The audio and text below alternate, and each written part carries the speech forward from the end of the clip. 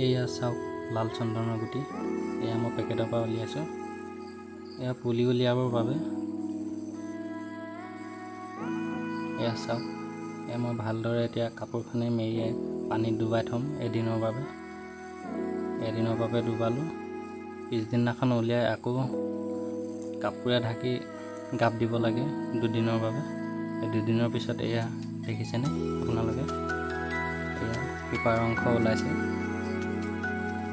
এয়া ধুনীয়াকৈ ওলাইছে, সুন্দৰভাৱে ওলাইছে।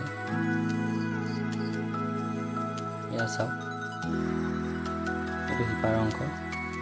এটা শিপাৰ অংশ ওলায়, এটা পাতৰ বাবে গজালি ওলায়। এয়া মই মাটি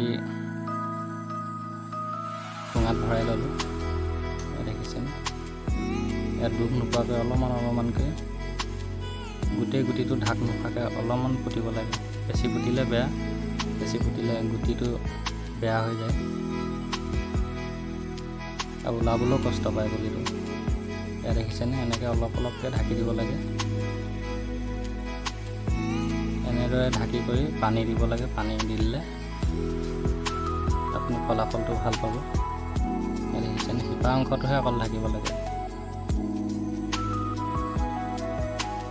গুটিটো অলপমান ওলাই থকাকৈ দিলেও একো নাই।